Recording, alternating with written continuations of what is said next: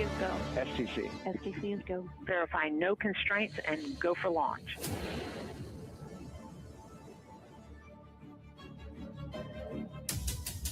We will explore the frontiers of space and push the boundaries of what's possible.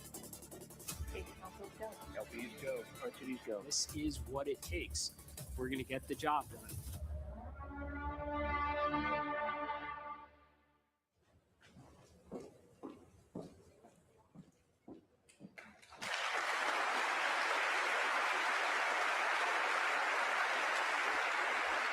Good morning, and welcome to NASA's Johnson Space Center in Houston, Texas. I'm Vanessa White, Director of NASA's Johnson Space Center, and it's my pleasure to be here with you today. We're about to unveil the agency's Artemis III mission and introduce you to the extraordinary crew who will lead humanity's next steps toward the moon. We will have several speakers providing updates on Artemis III mission profile, Artemis acceleration plans, and mission science. Get ready for an inside look at innovation, ambition, and the future of space exploration. Without further ado, please join me in welcoming NASA Administrator Jared Isaacman.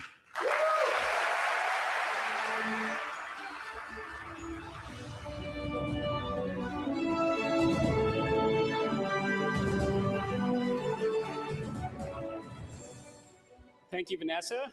I am so grateful to be here with all of you as we discuss the Artemis program and announce the 4 astronauts who will undertake this very exciting mission. I want to take a moment to acknowledge the leadership of President Donald Trump, the incredible bipartisan support from Congress, our international partners, including the European Space Agency Director, General Josef Aschbacher, Italian Consul General Mauro Lorenzi, and the talent across all NASA centers and the most technologically advanced aerospace industry in the world. All of you are contributing meaningfully to this undertaking and helping us achieve what is such a daring and inspiring and world-changing endeavor. We are returning to the moon, a grand adventure back to the lunar surface to build a moon base and to do so for all of its scientific, its economic potential, and to master the skills for where we will inevitably go next. The incredible crew of Artemis II was just the beginning, and they did an absolutely outstanding job. As a test mission, they were the first to launch on the SLS rocket and test the Orion spacecraft. Reed Wiseman, Victor Glover, Christina Koch, and Jeremy Hansen showed us the moon again, and they showed us the Earth again. They helped reinvigorate the world's interest in space exploration. And now, just as Mercury, Gemini, and Apollo crews that came before them, Artemis II will pass along all they have learned and hand the torch to Artemis III. Over the next year, they will train for their mission, ensure the lessons learned from the prior crew are implemented, and assist in the development of the landers and operational procedures that will be necessary for their colleagues on future Artemis missions. Artemis III will be an extraordinary demonstration of what is possible when the greatest aerospace companies across the United States, alongside our European partners, come together to showcase the technological might and ambition of the free world. When their training and development are complete, these 4 astronauts will strap into their spacecraft. You will witness the contributions of Boeing, United Launch Alliance, Lockheed Martin, Northrop Grumman, L3 Harris, and Airbus, and many others come together as the SLS rocket ignites the Artemis III crew and sends them into low Earth orbit. Additional powerful rockets will launch to place the Blue Origin and SpaceX Starship landers into orbit. Throughout the duration of the Artemis III mission, these astronauts will continue to test the Orion spacecraft. They will rendezvous and dock with the Blue Origin lander and then again with the SpaceX lander. Think about how many spacecraft, all of which will eventually carry human beings, will be in orbit at the same time. From Dragon, Shenzhou, Soyuz, possibly Starliner, Starship, and Blue Origin landers. This seems like the beginning of the future that we imagined as children. This seems like the very beginning of Earth's first Starfleet to me. Will we use Artemis III to get into the rhythm of multi-launch campaigns, test the interoperability across several systems while close to home, learn and improve, and inform the changes necessary when the torch will be passed once again? Now, preparations for Artemis III are already underway. The NASA team, our contractors, and our partners will start stacking SLS this summer with the aim of beginning early wet dress testing before the end of the year. The interested public will be able to follow along through all the key NASA milestones, along with Blue Origin and SpaceX as they launch uncrewed tests of their reusable rockets, gather data, implement improvements, and converge upon the Artemis III readiness no earlier than this time next year. In parallel, we will not slow down. The expectation of your NASA should be that we can pursue and achieve many extraordinary objectives at once. In a matter of weeks, we will host another moon-based event. To set expectations, we plan to issue awards and provide updates routinely. In the not too distant future, we will be tuning in on the moon-based website, watching landers and rovers and moonfall hopper drones and other tech demonstrations and science payloads landing on a near monthly basis as we practice the science of survival on the lunar surface. Alongside industry and our Artemis Accords partners, we will experiment with power, navigation, surface mobility, communications, and other critical systems as we learn what does and does not work in the extreme environment of the lunar South Pole. Now, coming up later this summer, America's next great exploration asset, the Nancy Grace Roman Space Telescope, will launch and venture out nearly 1 million miles into space with the aim of further unlocking the secrets of the universe. And there are further big science missions like Near-Earth Object Surveyor, Rosalind Franklin, and Dragonfly coming up on deck. Now, to realize the spacefaring future, we will work tirelessly to ignite an orbital and someday, perhaps even a lunar economy, working alongside industry to usher in the first commercial space stations. In the months ahead, we will invest in high-temperature materials, power conversion, radiators, advanced space structures, and assemble the first fission-powered interplanetary spacecraft. Before the end of 2028, we will launch the first mission of what should be many more to follow as SR-1 Freedom finally gets America underway on nuclear power in space and delivers the Skyfall payload to Mars. The X-59 team has already passed the sound barrier, and we are well on our way to rebuilding the X-plane portfolio with greater investment in faster and higher capabilities as we aim to blur the line between in and out of atmospheric flight. As I've said many times, your NASA team will not sit on the sidelines and wait for all these exciting initiatives to be realized. We are embedding SMEs across the supply chain, doing the kind of engineering and building necessary to deliver the outcomes only NASA is capable of achieving. We can do this all while the Artemis III crew prepare for and undertake their important mission, while the rest of the astronaut corps plan for their missions ahead, including the vital work on the International Space Station. The NASA astronauts, alongside our international partners and tens of thousands of the best and brightest across the agency and the industry, are ushering in the golden age of discovery. They are carrying forward the hopes and dreams of the next generation, just as the Apollo astronauts did for so many of us. When Gene Cernan left the lunar surface on Apollo 17, he said, "We leave as we came, and God willing, we shall return with peace and hope for all mankind." Now, it's taken a little bit longer than he may have imagined, but we are returning, and we do so with the experience of Apollo, the lessons of Artemis II, the crew now of Artemis III, and the promise of what lies ahead, and our collective effort to build out humanity's first outpost on another world.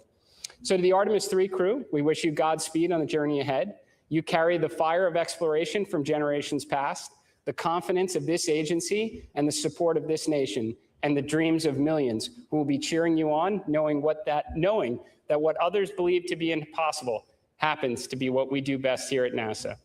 So ladies and gentlemen, welcome to the Artemis generation. And now I'll turn it over to Jeremy Parsons for an Artemis III update.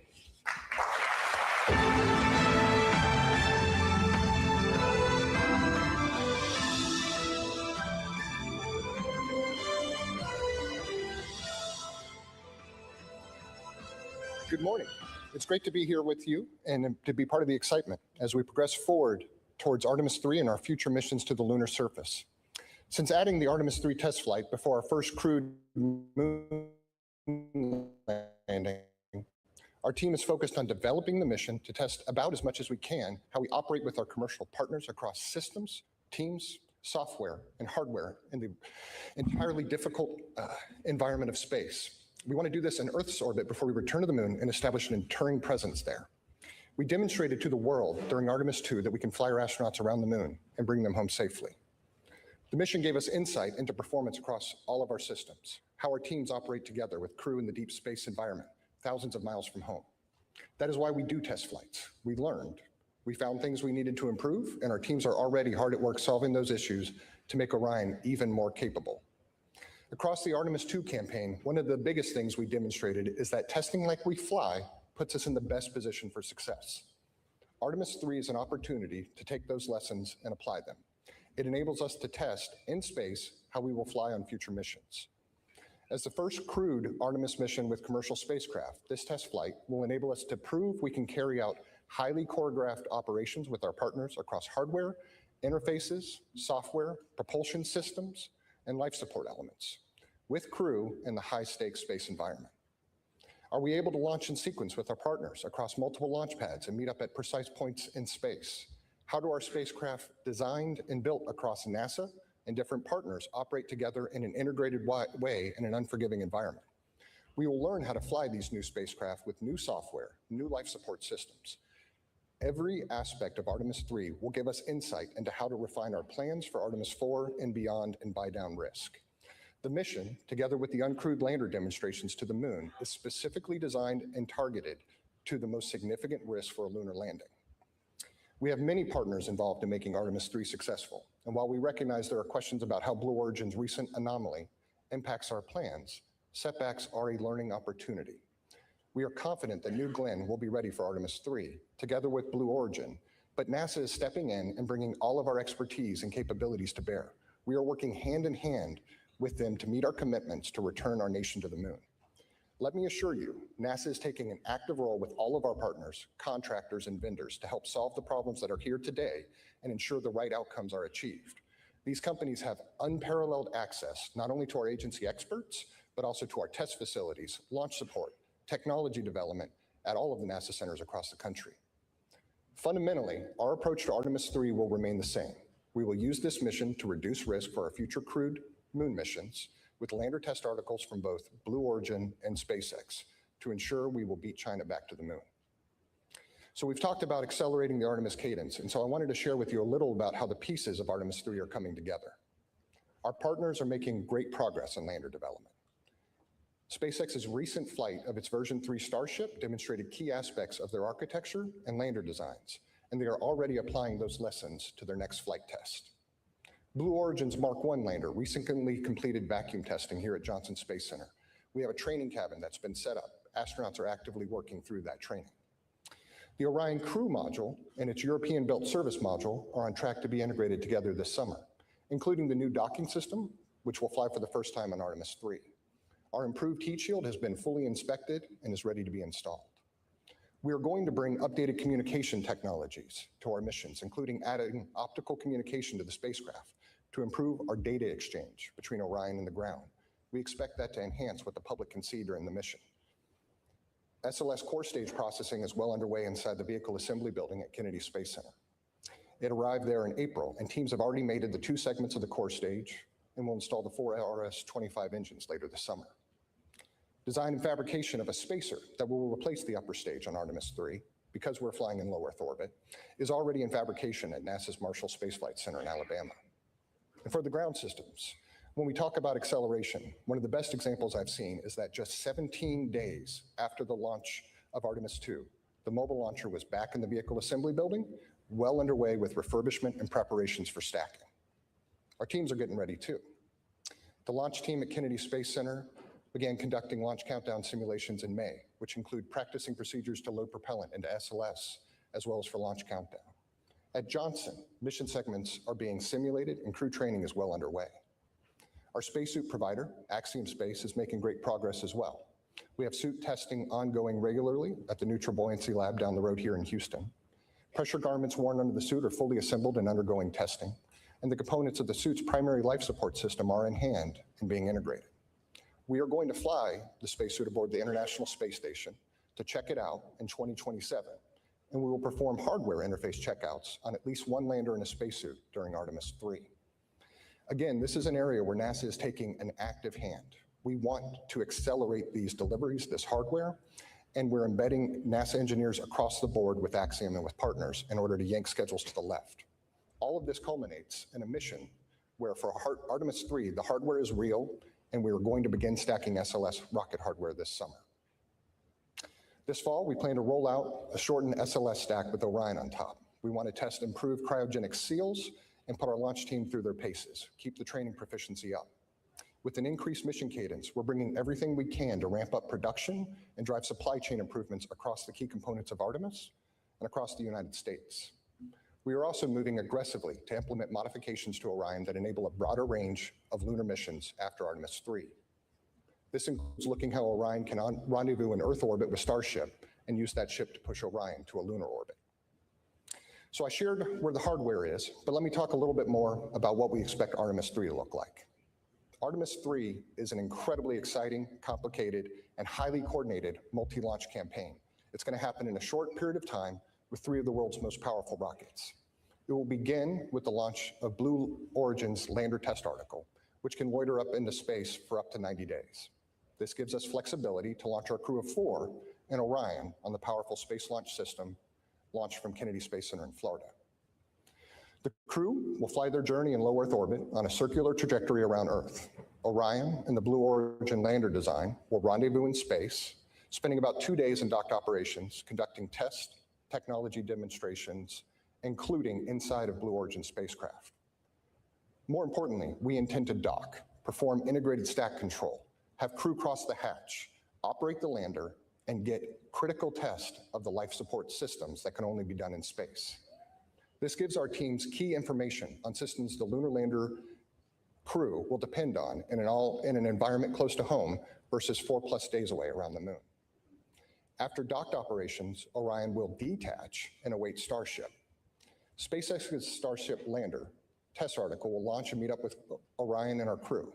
Orion and Starship will dock, be connected together for about a day before the crew transitions to preparations for returning home, splashing down in the Pacific Ocean to a waiting recovery team made up of the US Navy and NASA. In total, we expect the mission to last around 2 weeks. This mission is deliberately designed to take calculated risks so that future crews will be safer and ultimately successful when we put boots on the lunar surface. The complexity of our integrated operations across multiple launches, spacecraft, rendezvous, docking is greater in many ways than Artemis II. NASA, together with our partners, thrives in these challenging situations. Each of us are coming together for success. Human spaceflight is not for those who want to chart an easy course, but every decision we make about Artemis III will be informed about how it can help us ensure our mission success for the lunar surface.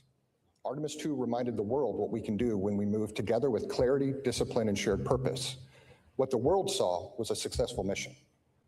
What we saw behind the scenes was years of coordination, planning, testing, problem solving, and collaboration with industry partners and government organizations. We are going to apply that same focus for Artemis III, and our teams are ready. To our crew, thank you for taking on this responsibility to train and fly for Artemis III. You have our commitment that we will do everything possible to keep you safe as you enable us to push the boundaries of space exploration. I'll now turn things over to John Caloris of Blue Origin.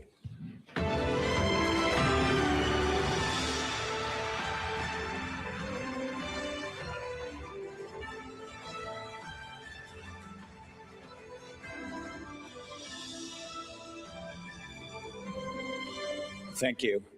As you know, we had a significant anomaly at our Launch Complex 36A on May 28th. The response from NASA, our partners, and customers has been extraordinary. We're making excellent progress on the investigation and pad cleanup. We'll begin rebuilding once cleanup is complete, while continuing construction at Launch Complex 36B. Blue Origin's lunar engineering and production teams are continuing the pace for production of Mark I landers for Moonbase and for Artemis vehicles, with multiple serial numbers in build.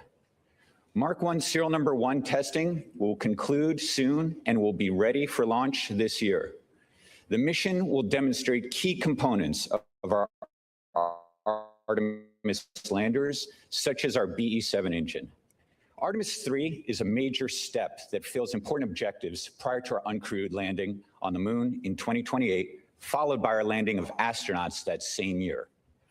On this mission, NASA and Blue Origin will demonstrate rendezvous, docking, hatch operations, ingress, and life support systems in low Earth orbit. This will allow the crew to gain familiarity with our lunar crew module and even practice operations such as suit donning and zero gravity. Manufacturing is well underway on the Artemis III Mark II lunar crew module, our storable reaction control system, our docking systems, and our environmental control and life support system. Our factories are running around-the-clock shifts in a responsible manner. Our vertical integration capabilities continue to produce hardware that feeds the production floor.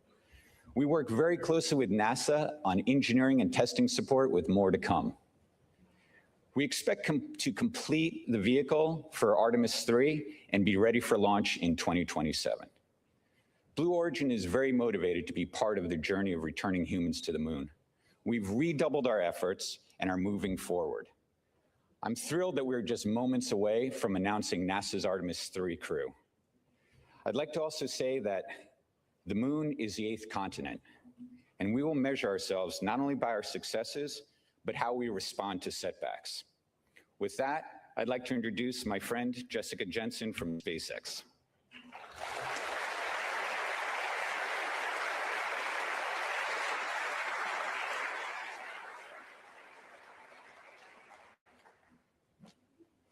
Good morning, everyone. I'm Jessica Jensen, and on behalf of SpaceX, I want to first say early congratulations to the astronauts who will get to fly on this awesome mission next year.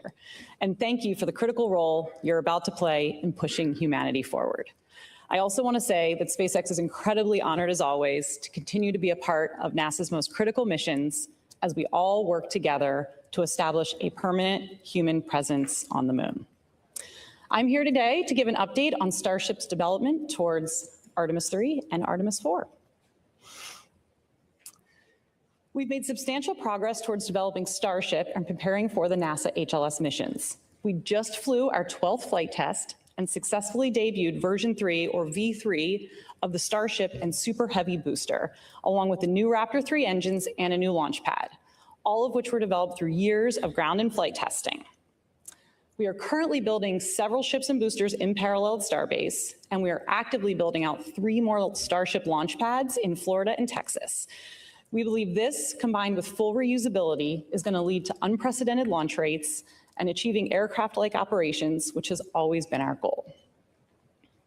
The V3 design of Starship is planned to be the vehicle for propellant transfer, our uncrewed missions to the moon, and for the HLS crewed lunar landing. Our HLS design and operations leverage years of proven experience from our NASA crew and cargo missions to the space station, from our high flight rate on Falcon 9, which is currently once every 2.5 days, and from reusability of Falcon fairings and boosters. Additionally, the docking hardware we're using for HLS is nearly identical to what we use currently on Dragon, and many of the rendezvous and proximity sensors that we're going to use for prop transfer and HLS have been flying on Dragon missions for many years.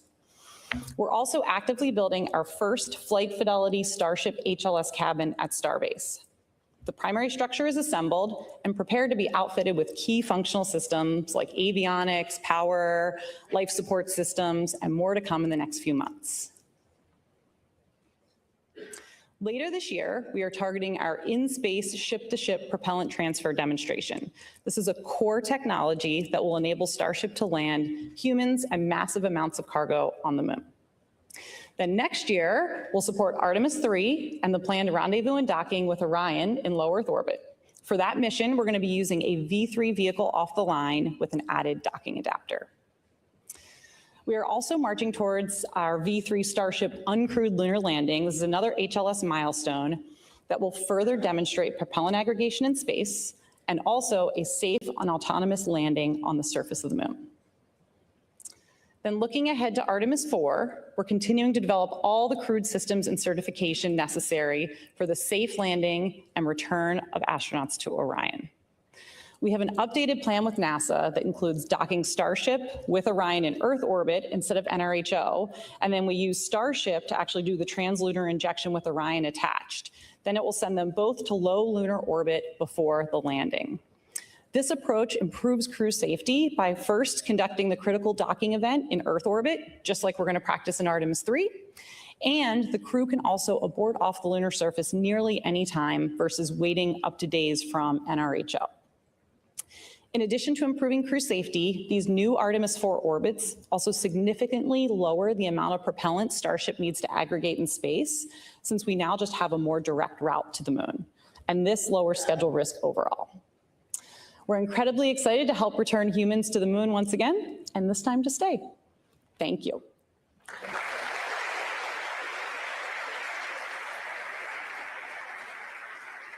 And now I will turn it over to Dr. Nikki Fox, head of NASA Science. And she is going to talk about Artemis III science.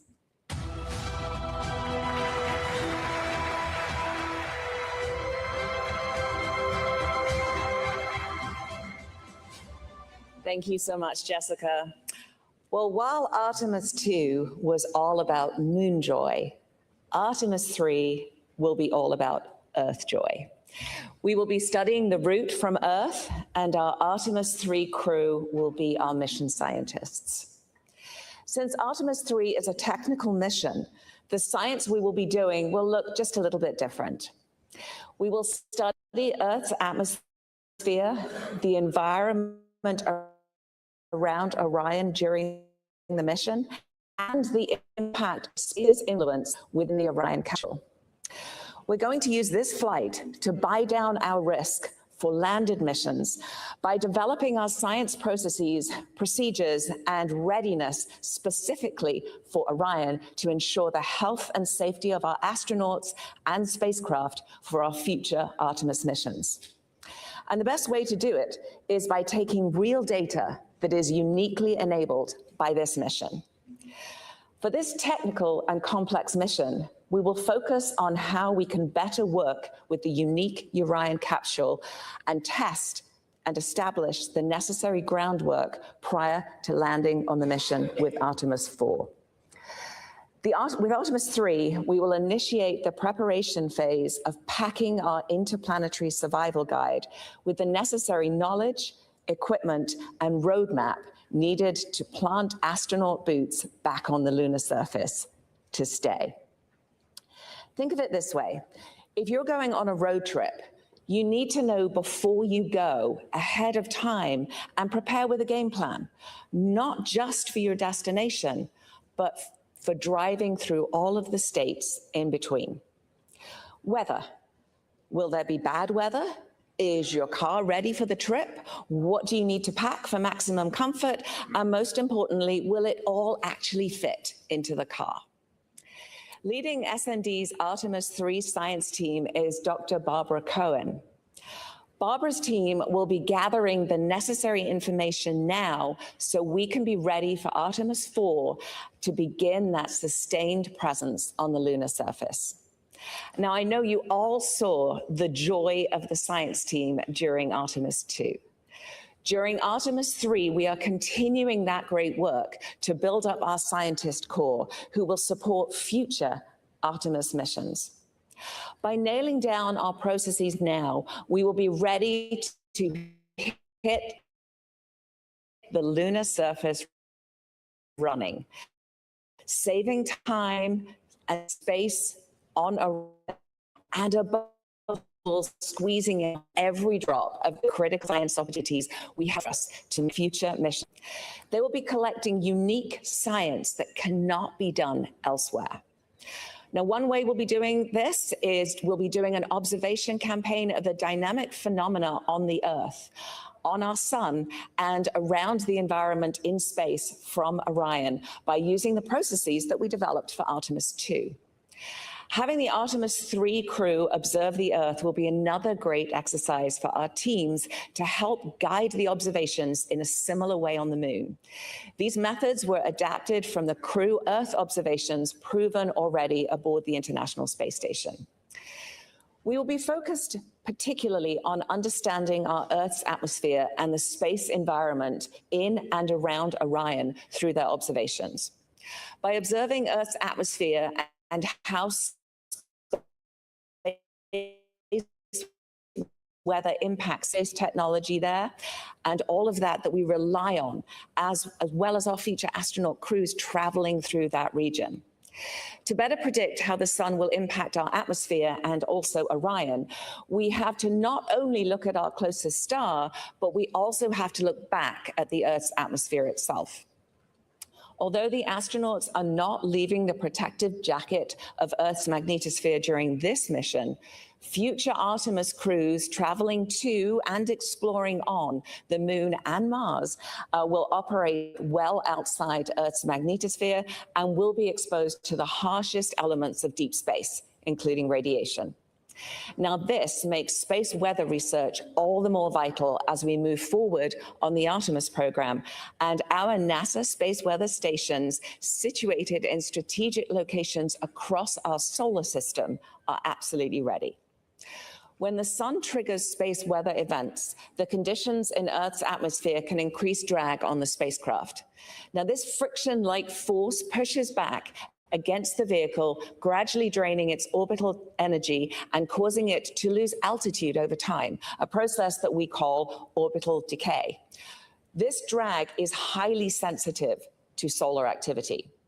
So by analyzing atmospheric behavior, we can gain insight into different conditions by looking at how the atmosphere slows Orion down at different points in its flight.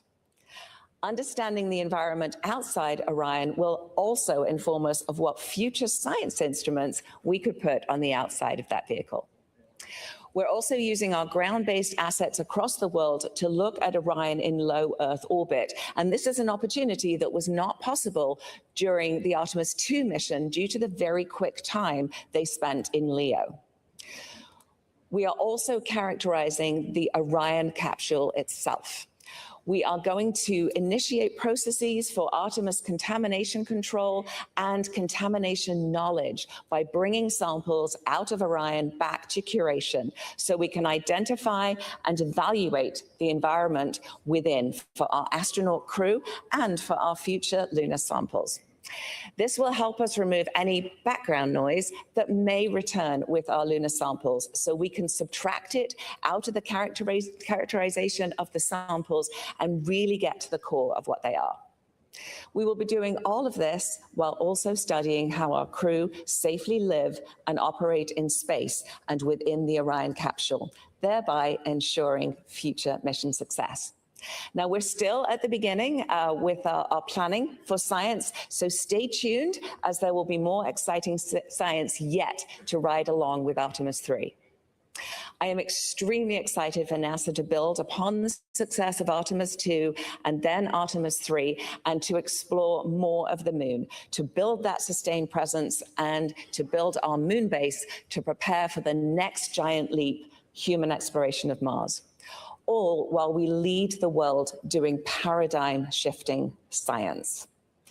At NASA, science enables exploration, and exploration enables science.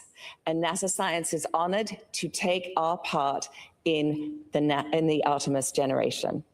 And with that, I am delighted to hand it back to Administrator Isaacman.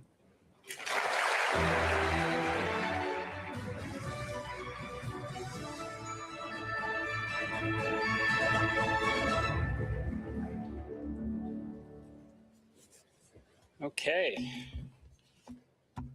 So you want to find out who the astronauts are? All right. Well, thank you, Jeremy, John, Jessica, and Nikki for providing these incredible updates. Now, before we proceed, I would like to invite Vanessa, our center director here, to please join me on the stage. I'd also like our deputy administrator, Matt Anderson, if you could join us, our associate administrator, Amit Rushia, director general of the European Space Agency, Josef Aschbacher, and Lori Glaze, who's going to lead our human spaceflight efforts, Norm Knight, our flight operations director, and Scott Tingle, our chief astronaut. If you would, please join us on the stage.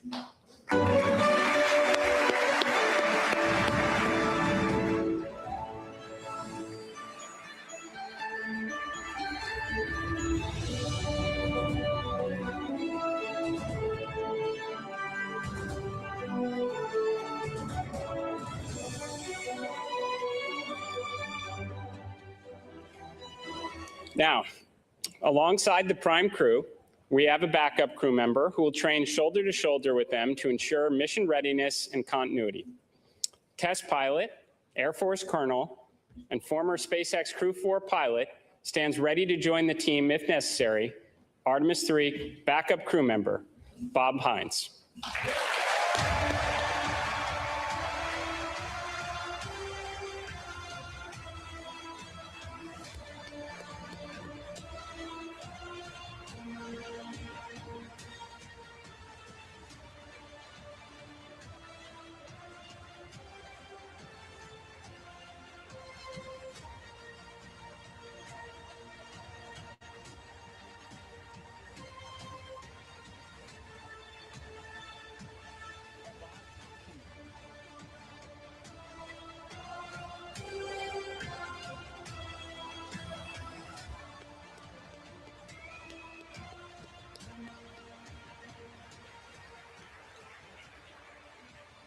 Now, Bob has logged 170 days in space across 2 ISS expeditions and can step into any role needed on this mission.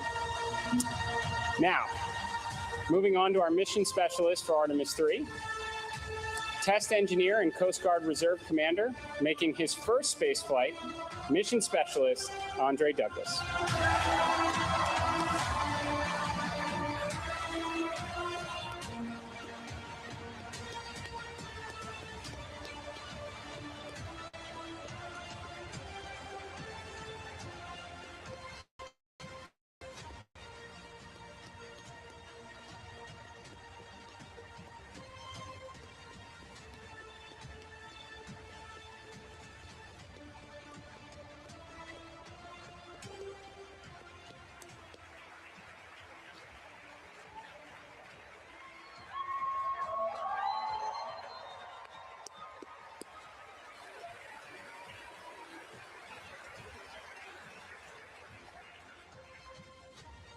And we have Army Black Hawk helicopter pilot, family medicine physician, and record-setting astronaut, mission specialist, Colonel Frank Rubio.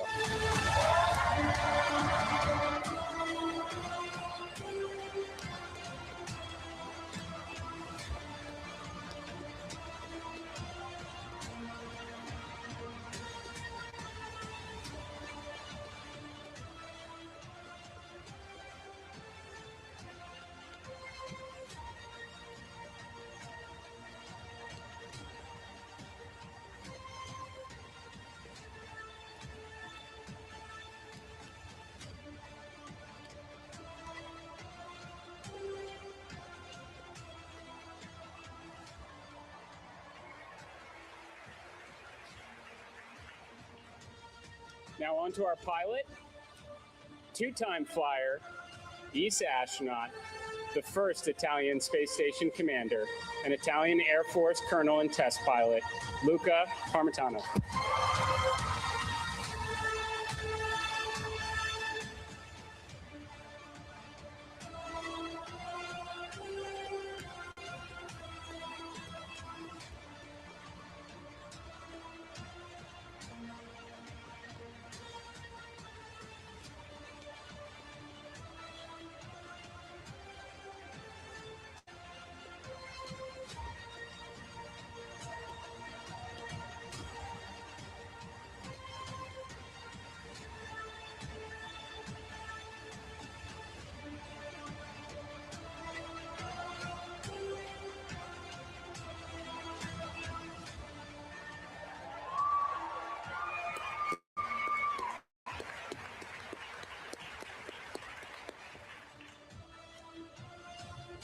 Now to our commander, 2-time astronaut, former space station commander, Marine Corps colonel, and test pilot with more than 7,000 flight hours, Artemis III commander, Randy Bresnik.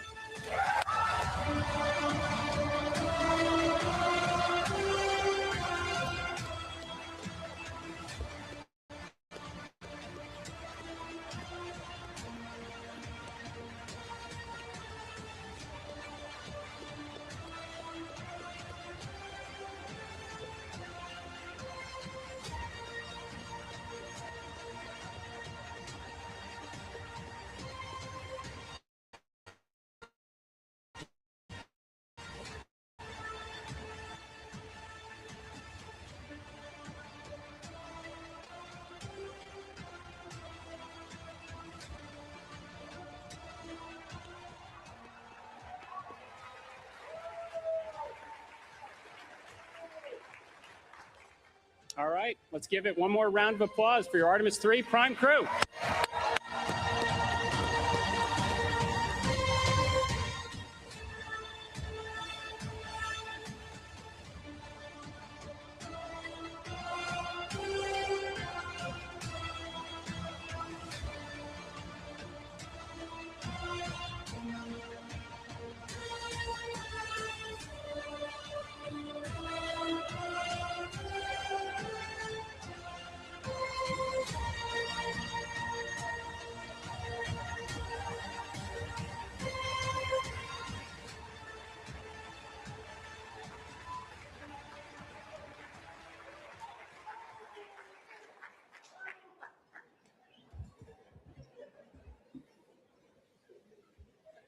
Randy, Luca, Frank, and Andre, I am excited to welcome you as the next crew in the Artemis journey to successfully return to the moon, this time to stay.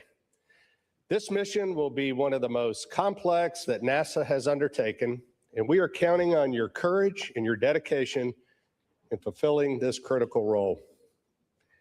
It also underscores the importance of both international and commercial collaboration.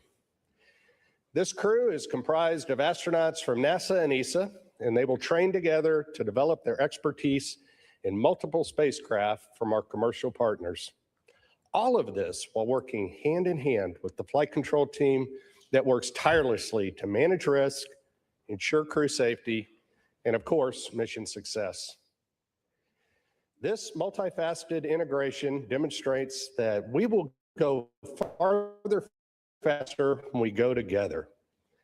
As the Director of Flight Operations, I have the opportunity to get to know every astronaut as well as many of the team members that support our missions and other critical integral roles. These integrated teams are the backbone of the mission, working as a single entity to accomplish the mission objectives while aligning to crew and vehicle safety. I would also like to thank the families of our astronauts and those of our team members who provide the support that allow us to accomplish these ambitious goals for our country and humanity. To simply say, I am encouraged, I'm inspired, and I'm filled with hope when I think of this mission and the teams associated with it. To the Artemis III crew, each of you possess a unique background, and your vast experience and unwavering dedication to NASA's mission enables you to help make us and take this next great step in space exploration. I am proud to work alongside you as we make our mark on history. This mission begins now, and it will conclude with your safe return to Houston, where you will be reunited with your families. Now, I'm honored to turn it over to Mission Specialist Andre Douglas.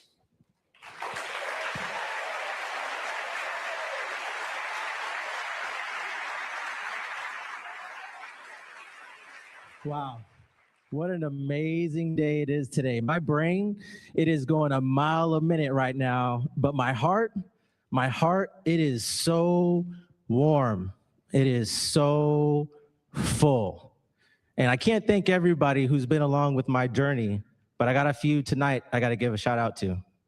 So Mom, thank you so much for believing in me, this whole time.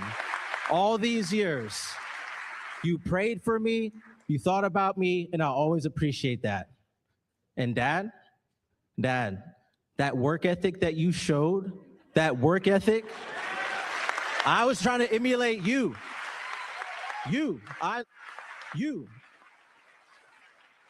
Thank you so much. Oh, by the way, happy early Father's Day.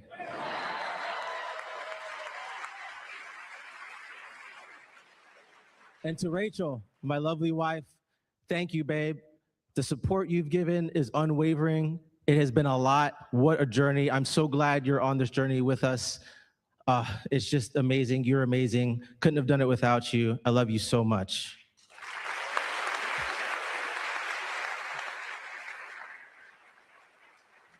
And to my boys, if you put in the hard work, and you think big, you can do just about anything you want to do. Surround yourself with good people. You can do this. You can do whatever you want. You just got to try hard. All right? So I don't have enough time to go through everybody out there, but we really appreciate you guys supporting us. This mission is going to be fantastic. What an excellent crew. Very proud to serve with these gentlemen. Very fine crew. And go Artemis, go NASA.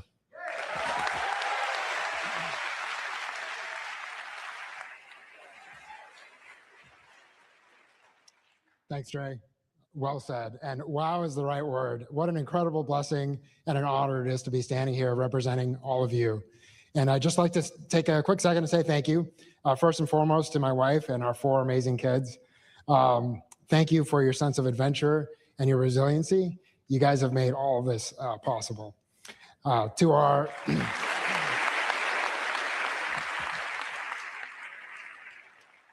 To our community of friends and family who've always been there when we most needed them. We've called upon them many times and they've always stepped up. So thank you guys. You know who you are. And then last but absolutely not least is to the NASA team, NASA community, to our leadership, to our engineers, our flight controllers, our flight directors. You guys are the ones that make this happen. So thank you. And last, but definitely not least, is to our peers, CB, and all the support staff that we have. We look forward to representing you guys and to helping take the next step so that we can watch you guys continue to make history. So thank you, and go Artemis III.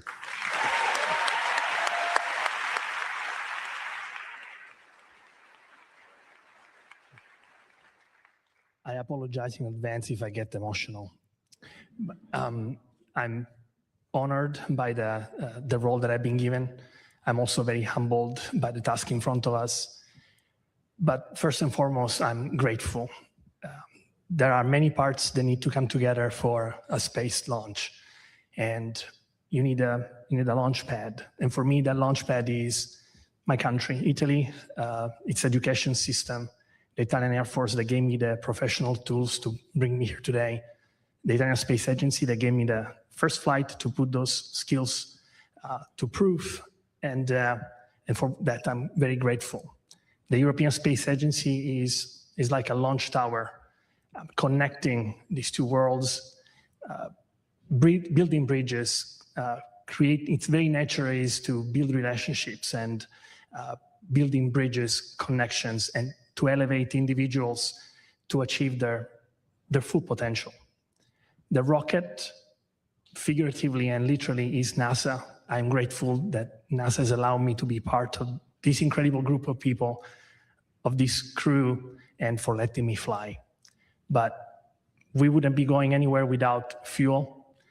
And the fuel that lets everything move is right here. Maya, Sarah, Marta, my extended family here in the crowd. You are the energy that feeds my soul. And your love is the spark that ignites every passion. Thank you. Grazie.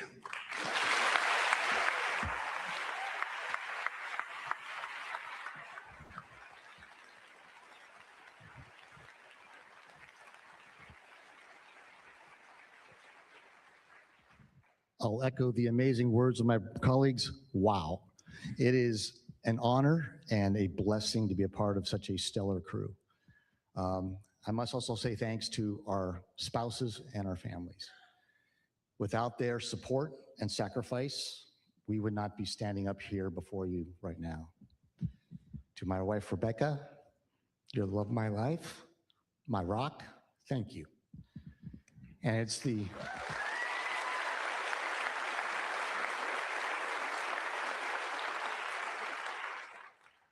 it is their support of our families that's going to carry forward from today when we start training very soon. Carry us all the way to when we launch off Earth until we are returned to them safely after splashdown back here on planet Earth. Would also like to thank the Astronaut Office leadership, Flight Operations Directorate, and the NASA Johnson Space Center leadership.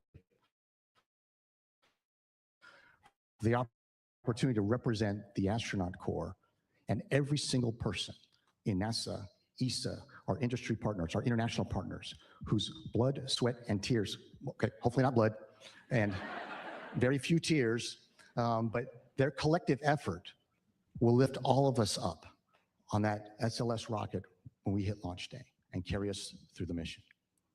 We'd also like to thank NASA leadership and our ESA leadership for the opportunity to represent all of humanity from this spaceship Earth that we will carry forward into the Artemis as we execute this Artemis mission, extending human spaceflight into the future and exploring the cosmos.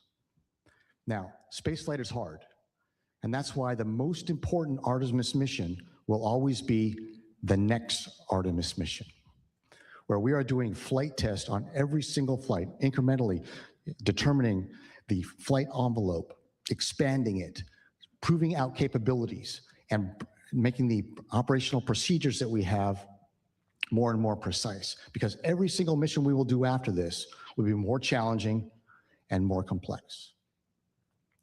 We are certainly humbled as a crew to be able to be your crew that executes this Artemis III mission in space, being that unifying link between the phenomenal Artemis II mission we just had 2 months ago and the Artemis IV mission that will follow ours, where we will again be the first to land humans on another celestial body, that celestial body being our neighbor in the sky at night, the moon. Thank you.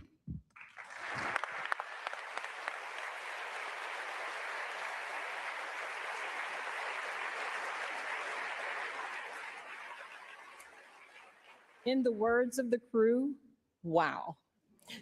That was truly special. Thank you, Artemis III crew. Hearing from each of you has inspired everyone supporting this mission across the globe. We're all in. This mission is going to captivate the world and bring us Earth joy.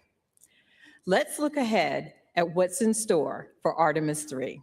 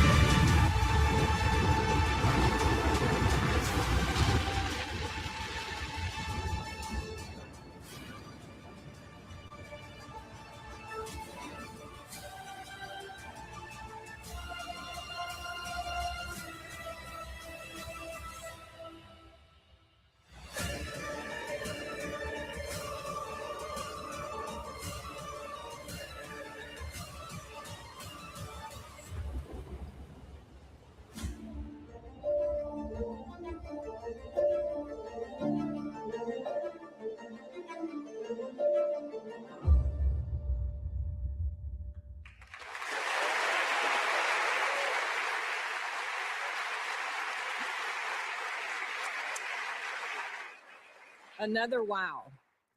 Artemis brings us together, uniting partners from around the world in pursuit of a common goal. With that spirit of global collaboration, I would now like to invite ESA Director General Josef Aschbacher back on stage for a few remarks.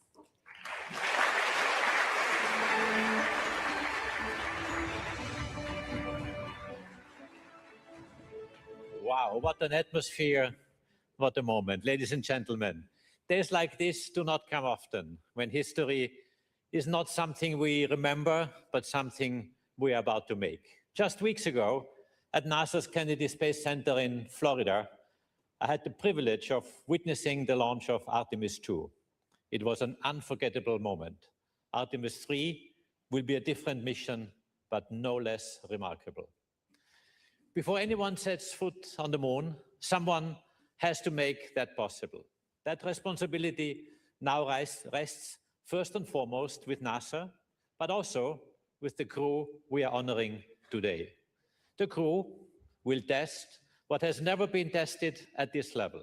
You will take a system of extraordinary complexity and make it work as one. In many ways, you are unlocking the lunar landing itself.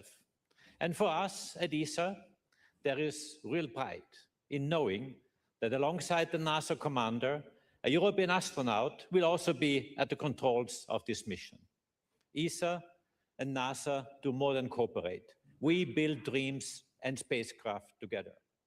The European Service Module carries Orion forward into orbit to the moon.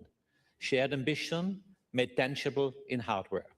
And on Artemis III, our partnership is in the capsule as well. It's Luca, a test pilot by training, With 2 missions to space, a commander of the International Space Station, he has seen spaceflight from every angle that matters. Colonel in the Italian Air Force, combat ready, qualified, highly decorated, a proud father of 2 daughters. And he has been tested. During a spacewalk early in his career, his helmet began to fill with water, a dangerous situation by any standard. He handled it with calm and clarity and brought himself back safely. That tells you more about an astronaut than any CV ever could. Luca is precise, composed, and determined. Yes, I'm sure he brings a touch of Italian ease to the cockpit. He is exactly the right person for this role, and he is ready. At ESA, we are ready as well. Our 23 member states are aligning to step up in exploration, because when you choose to be part of something as ambitious as Artemis, you contribute. That is what we do, what we will continue to do. But today is not about programs. It is about people, those who once went to the moon and those now preparing to return. To Jared, to NASA, to the United States of America, thank you for your leadership and thank you for your partnership. To the crew of Artemis III, you carry something important for all of us. And to our ESA crew member, we could not have wished for a better pilot. Caro Luca, siamo orgogliosi di te. Buon volo. Thank you all.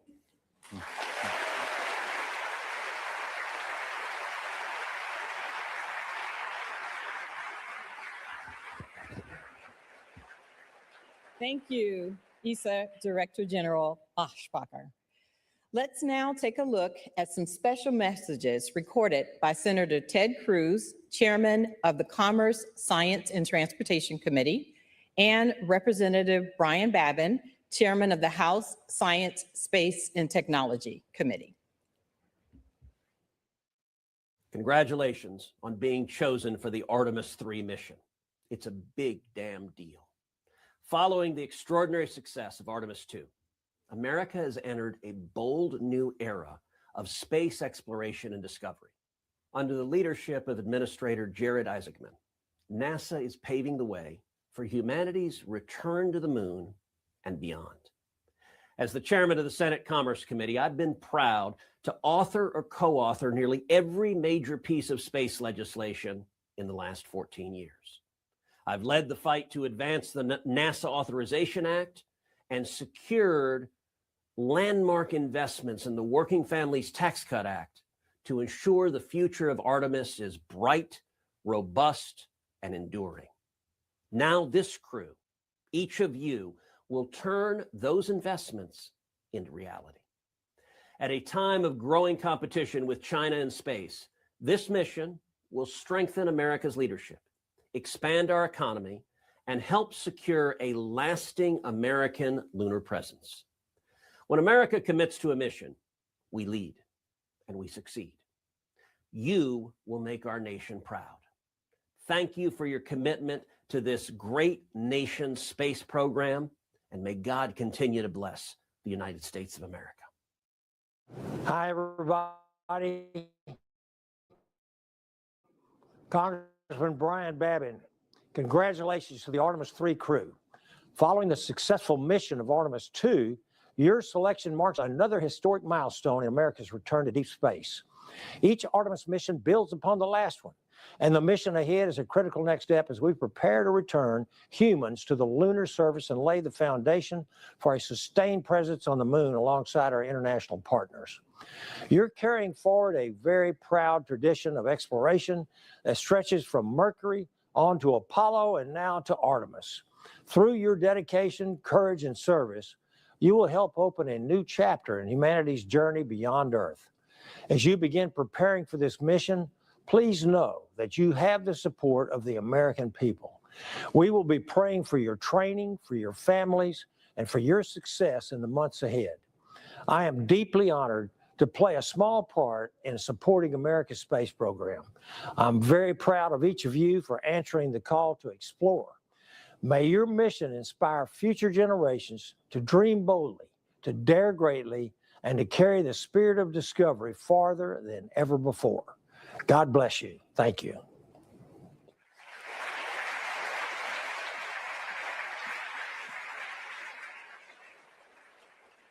The story of human space exploration continues to inspire, and the momentum carries forward as the spotlight turns to the remarkable crew assembled here today.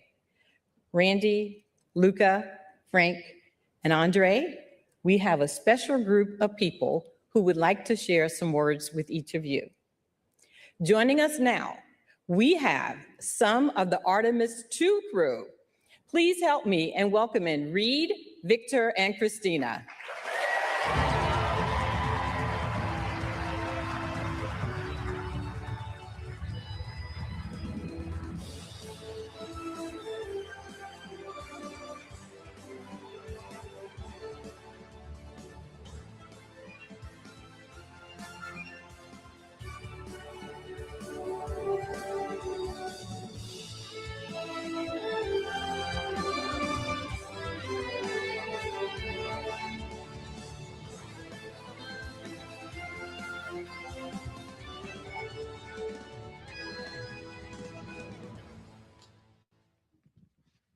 All right, comrade Randy, Luca, Frank, our backup, Andre, Douglas. So good to see your family out there.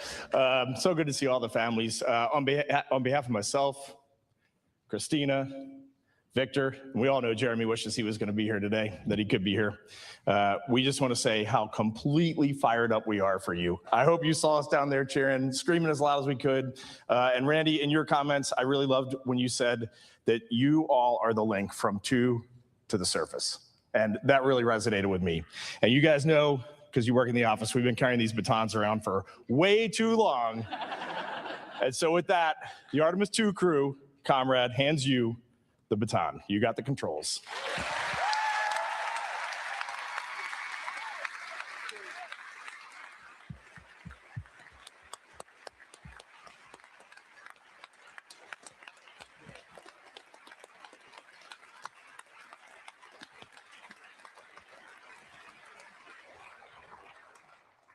I know all of us are very touched by the thoughtful symbolism of the passing of the baton.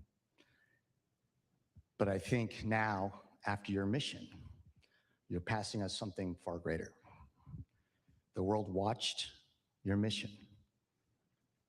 And over the course of those 10 days, we saw how you inspired people worldwide. You saw how something was ignited within people. It was ignited within all of us by watching your mission.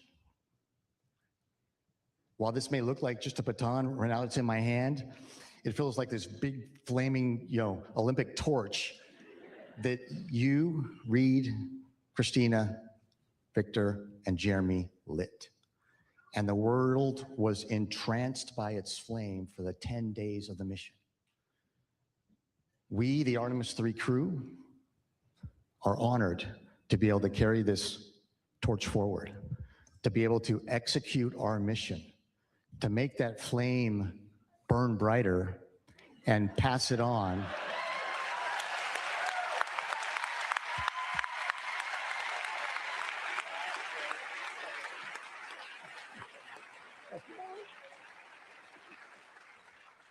And be able to pass that flame on to the next crew that's out here. And so it is our distinct honor and privilege, and echoing the immortal words of Apollo 11's Michael Collins, to be carrying the fire through the next Artemis mission. Thank you.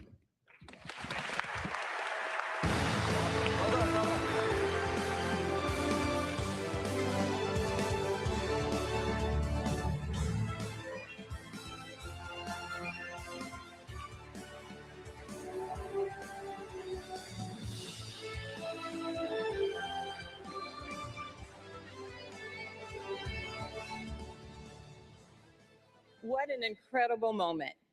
As we wrap up today's announcement, I'd like to thank our amazing speakers and our esteemed guests, and most of all, our Artemis III crew, Randy, Luca, Frank, and Andre.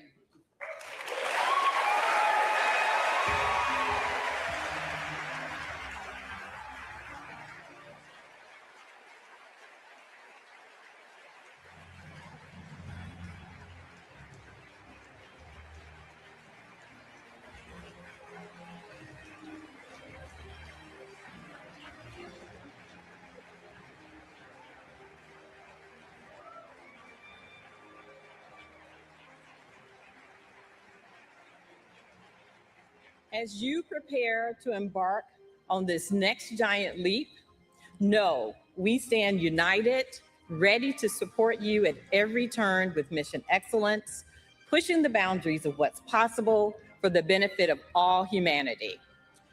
Let's give one final round of applause for our crew.